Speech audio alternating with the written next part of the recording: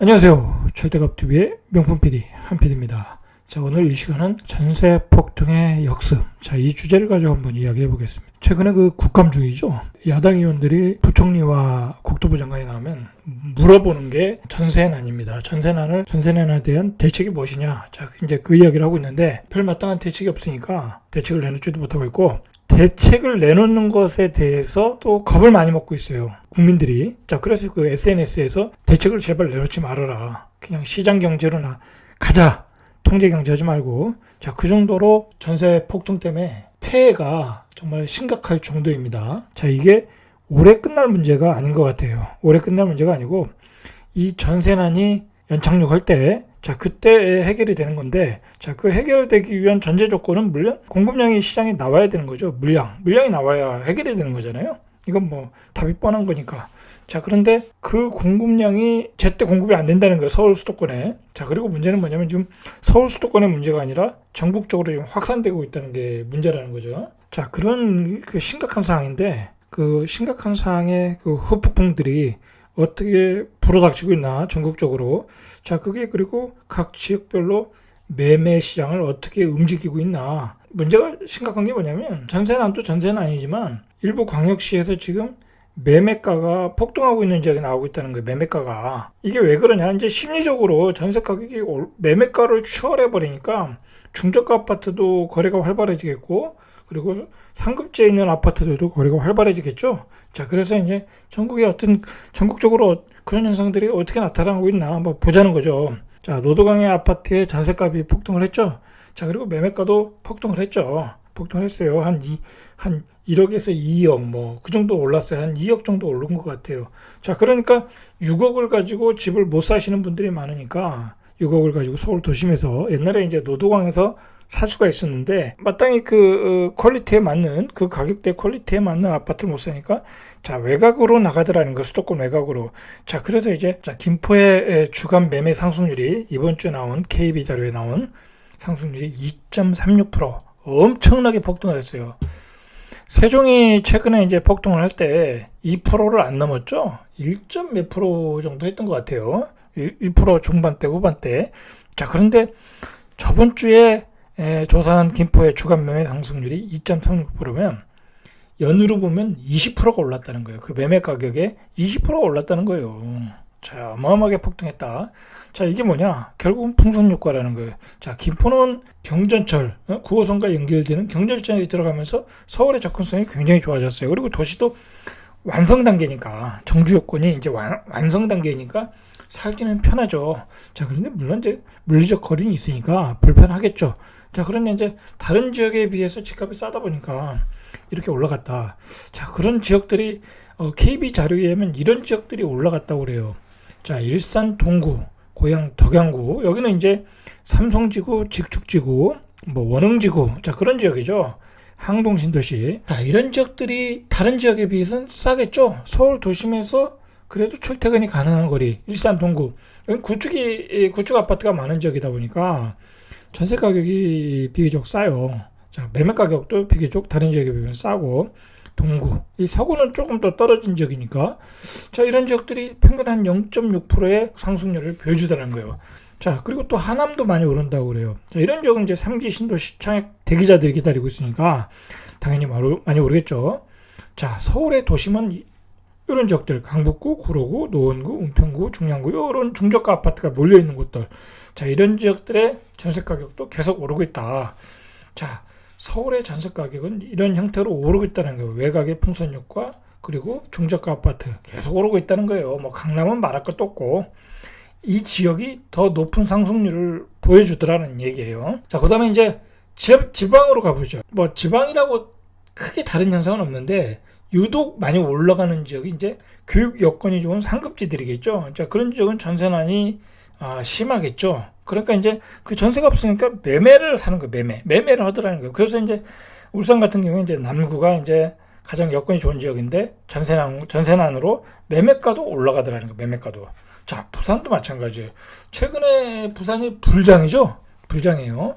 작년에 비해서 7억 하던 게 한 3억, 한 10억 됐으니까 한 3억이 올라갔어요. 3억이. 난천 더 샵 같은 경우에 작년 조정지구가 풀리면서 그때 이후로도 지금 3억이 올라갔어요. 그때도 좀 올라갔지만, 자, 그런 지역에 전세난이 당연히 있겠죠. 자, 그러다 보니까 매매 가격을 치고 올라가더라는 거예요. 매매 가격. 안 그래도 이 부산 지역이 올라갈 타임이었는데 조정지구를 또 풀어줬죠. 전세난으로 또 매매 가격을 자극했죠. 자, 그렇게 그런 그 올라갈 여건을 그냥 만들어줬어요. 그리고 공급량도 조금 줄어드는 시기이고, 아직도 조금 여유는 있는데 줄어드는 시기이다 보니까 그런 세 가지 요건이 맞아 들어가다 보니까 부산이 불장이 됐더라. 대전을 한번 보시죠. 대전 서구 유성구가 요번 주간 상승률로 조금 높게 나왔는데, 자, 이 지역이 왜 그러냐? 여기는 이제 그 둔산동 교육 여건이 좋은 데니까 당연히 전세난이 심하겠죠. 대전 전체적으로 보면 전세난이 심한데, 자, 그러다 보니까 전세가 또 없어요. 별로 전세 매물이 그렇게 많지도 않고, 또 비싸다 보니까 또 매매 가격을 올리더라. 여기가 한 2, 3년 전부터 엄청나게 올랐어요. 엄청나게 올랐는데 아직도 올라간다는 거야. 아직도 올라간다. 규제 지역으로도 묶어놨는데도 실수요자에 의해서 고가 아파트를 사더라는 거예요. 계속 신고가가 지금 나오고 있다는 거예요. 나오고 있다.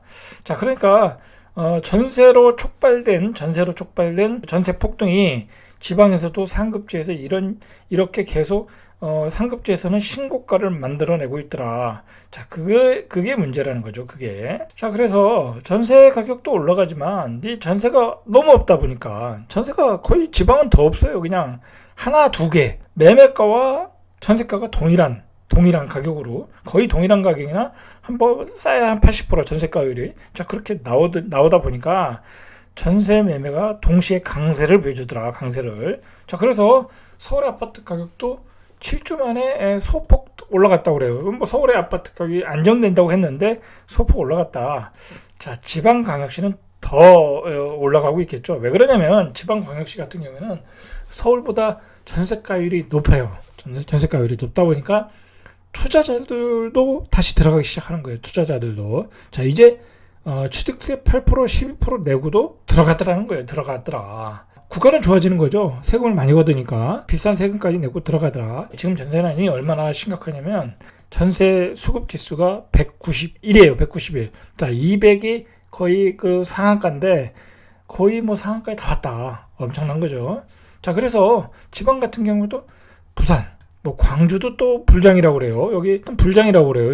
여기도. 자, 대전도 핵심 상급지에서 또 신고가가 나오는 것 같고, 뭐 세종은 계속 뭐 가격이 상승 중이고, 대구 수성구도 또 거래가 잘 되고 있어요. 대구 수성구, 달서구 거기서도 가격이 또 오르고 있어요.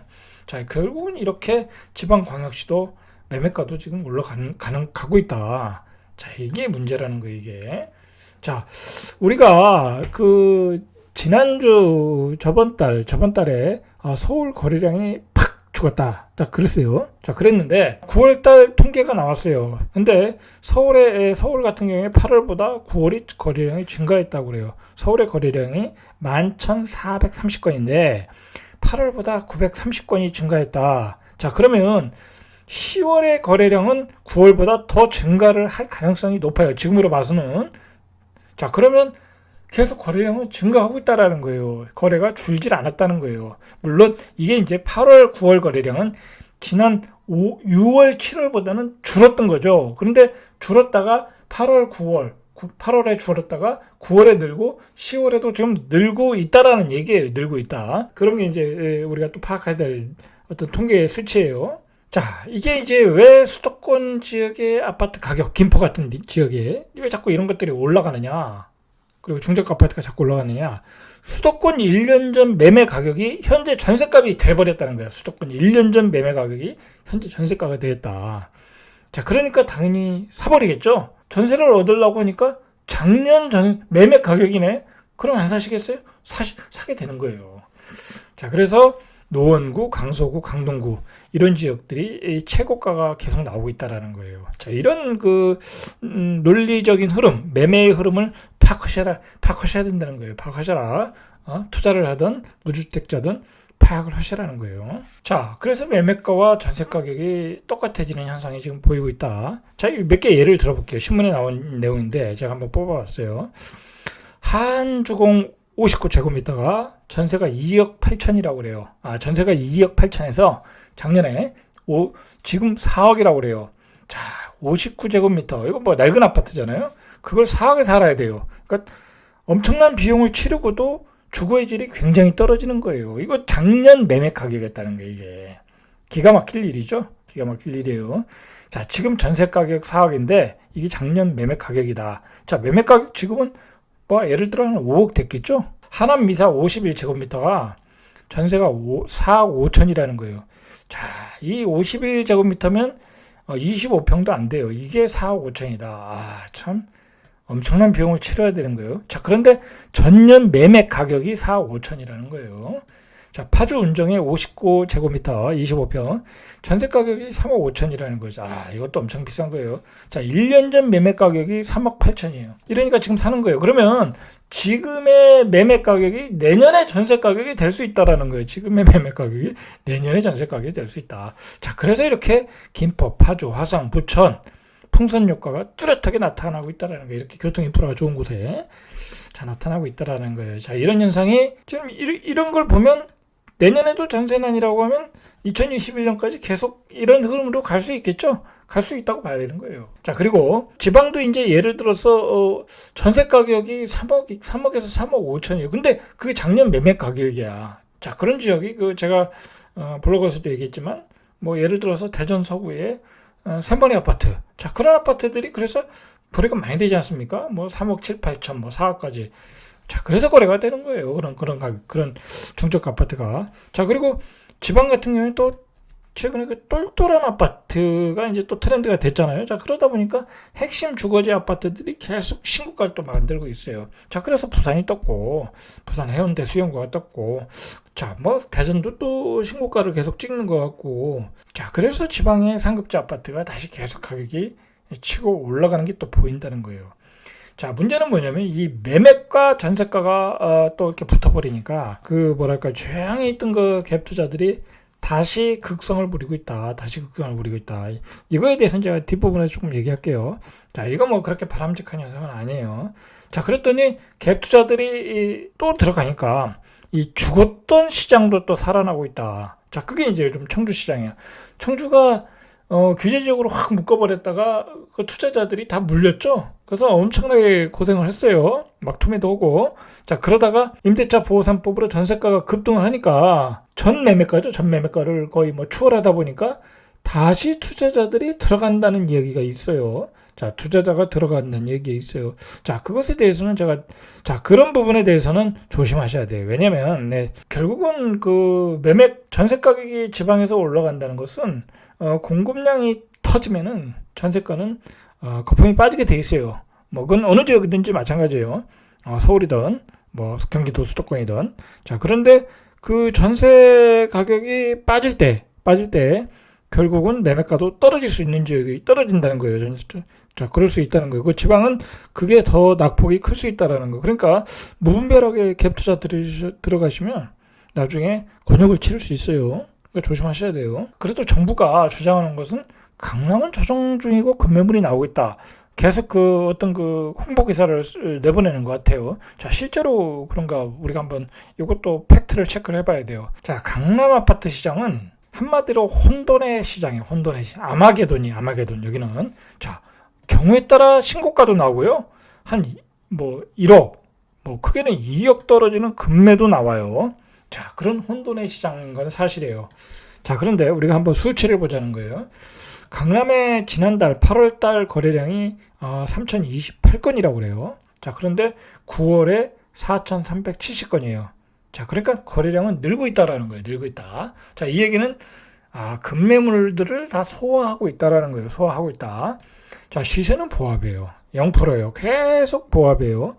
저번 주에 마이너스였던 것 같은데 0.01인가 그랬던데 이번 주에는 보합으로 끝났어요. 자, 그러니까 급매물들이 다 소화되고 있다. 자, 결국은 강남은 지금 급매를 소화하는 과정이다라고 볼 수 있어요. 자, 이 얘기는 뭐냐면 급매물이 소화가 되면 가격은 다시 호가가 올라올 수 있다는 거예요. 강남 거래의 특성은 바로 그거예요. 가격이 싼 매물이 다 소화가 되면 호가가 그냥 올라가 버려요. 자, 그 얘기는 뭐냐면 만약에 이 초저금리가 유지가 된다면 이 강남 역시도 법인 매물 그리고 재산세, 보유세, 종부세 매물이 다 소진되면은 2021년 이후에도 강세가 될 수 있다는 거, 강세가. 자, 그런 매물이 이 고가 매물들, 낙폭 그리고 급매물들이 소화되는 과정이다. 자, 강남은 항상 수요가 풍부한 시장이에요. 여기는 전국에 있는 유지들이 다 자기 자식을 위해서 집을 사놓기를 준비, 스탠바이 하는 시장이에요. 자, 그리고 최근에 강남이 또 이 강할 수밖에 없는 게 지방 광역시들의 집값이 많이 올랐어요. 자, 뭐 세종도 마찬가지고. 자, 그러면 그 지방 광역시에 두 개를 팔면 강남을 살 수가 있는 거예요. 자, 그러니까 그런 대기 수요가 어마어마하다는 거예요. 어마어마하다. 그러니까 강남은 언제든지 수요가 밀려올 수 있다. 그리고 다른 지방 광역시의 상급지 아파트 가격이 올라간다. 수도권 외곽의 상급지 아파트 가격이 올라간다. 분당이든 판교든 뭐 광교든. 자, 그런 지역이 다 올라간다고 하면 강남으로 모두가 그 판돈을 가지고 강남으로 언제든지 갈 수 있다라는 거예요. 그러니까 강남은 그 배후 지원 세력이 든든하다. 자, 그러니까 지금 소화되는 것은 다 급매물을 소화하는 과정이다 라고 보시면 되는 거예요. 그러면 각 주체별로 이런 혼란스러운 시장, 전세 폭등의 시장이 어떻게 움직이고 있는가 우리가 한번 보자는 거죠. 자, 전세값 폭등으로 지금 정부가 발을 동동 굴리고 있어요. 정부는 지금 대책을 마련 준비 중이라고 합니다. 자, 무슨 대책이 나올런지 지금 막 설왕설래해요. 설왕설래. 자, 그 정부의 대응은 바로 뒤에서 보시고요. 지금 실수요자, 서울 수도권의 실수요자죠. 자, 이분들 수도권 외곽으로 지금 다 나가고 있어요.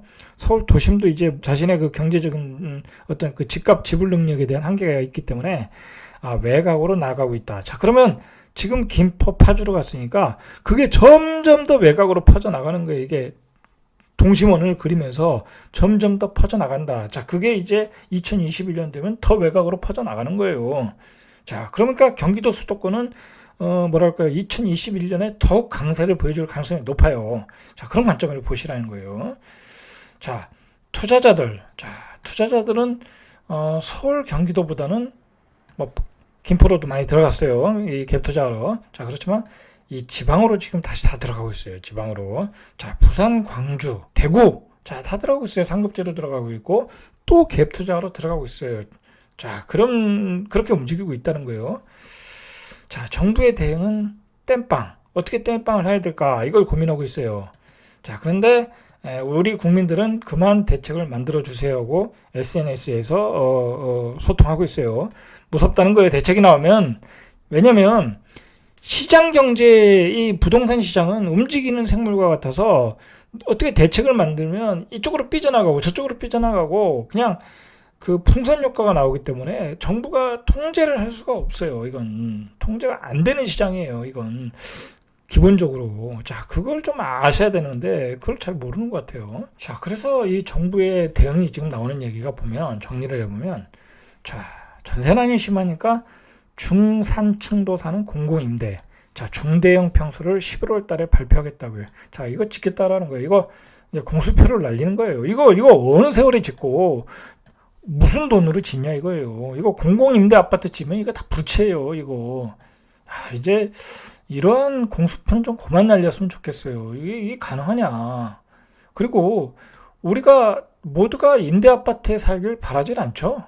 우리 자식이 임대 아파트에 살긴 바라지 않잖아요. 그죠? 그놈의 공공임대 아파트는 왜 이렇게 많이 짓는다는지 이해를 못하겠어요. 그리고 정부의 이야기는 전세 폭등의 원인은 저금리다 라고 얘기했어요.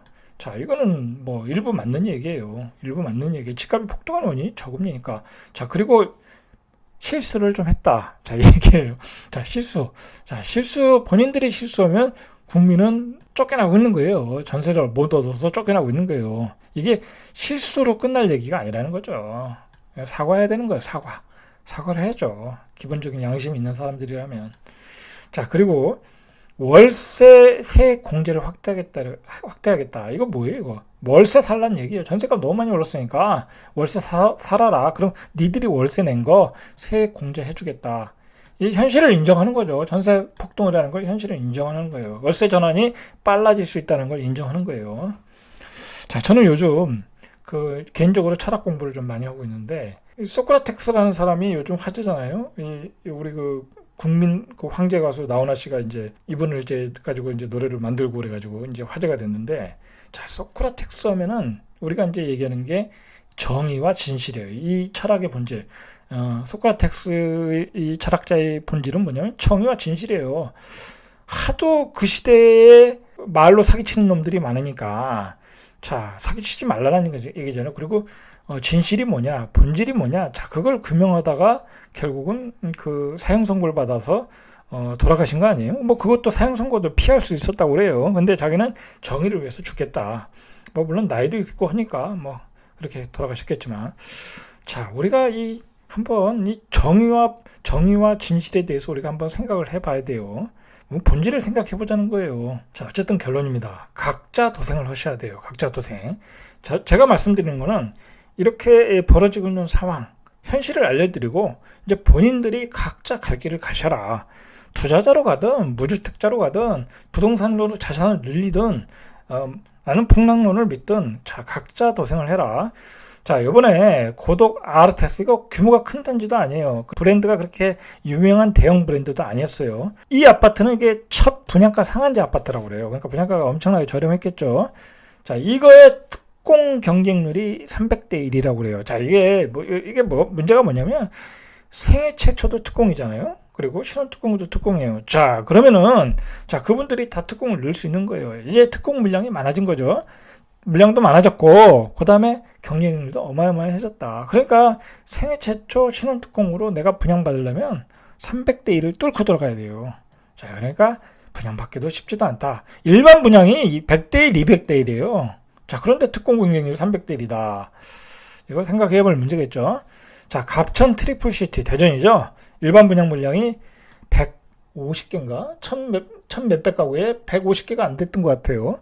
자, 다 특공으로 빠진 거야, 분양 물량이. 그러니까 일반 분양도 별로 없다. 자, 그래서 40, 50대가 난리가 났죠? 분노하는 40, 50대라고 그래요. 자, 40, 50대에 가점 50점 만들어 놨더니 분양 물량이 없다 이거예요. 자, 이러한 현실을 알아서 판단해라. 내가 분양을 받아서 가야 되는 건가? 신축을 사야 되는 건가? 아니면 준신축을 사야 되는 건가? 재개발을 사야 되는 건가? 판단해야지. 정부만 믿고 분양을 기다리면 때를 놓친다는 거겠죠. 지금 지방에서 또 갭투를 하는 사람들이 또 많아졌다고 그래요. 자, 이거 조심하셔야 돼요. 이거. 이분들 크게 변동성 위험에 노출돼 있을 수 있어요. 자, 이거 환상이라는 거, 환상. 자, 전세 가격이 지방에서 많이 올라갔으니까 그게 매매가를 치고 올라가니까 또 올라간다.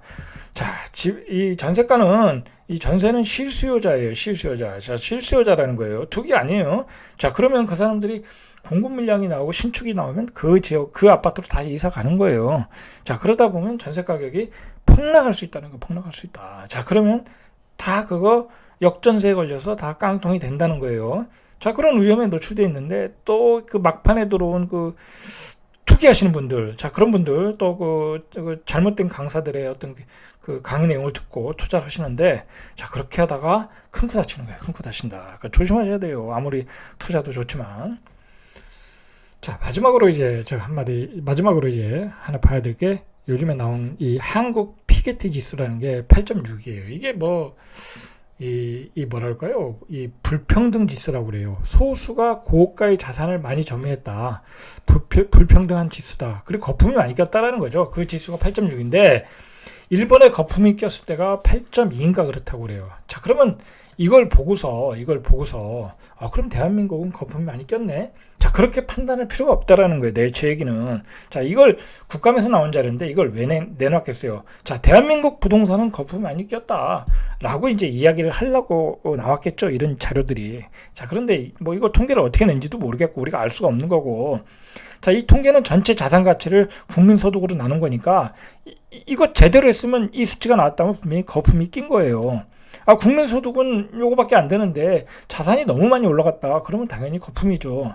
자, 일본이 6.01이고 미국이 4.8, 프랑스가 5.9니까 우리는 거품이 낀 건 꼈다고 봐야 되겠죠. 자, 그런데 자, 분명히 가격은 거품이 꼈다고 볼 수 있는데, 자, 우리가 이런 거 보고 그냥 막연히 거품이 꼈다, 좀 그렇게 생각할 필요는 없다라는 거예요. 그렇게 생각할 필요는 없고, 지금의 화폐 가치가 떨어진 거죠. 떨어진 거예요. 떨어진 걸 생각해야죠. 6%, 7%일 때 지금 2.5%, 3%가 됐으니까 가격이 2배가 된 거예요. 만약에 금리가 여기서 또 1%가 됐다. 그럼 또 올라가는 거예요.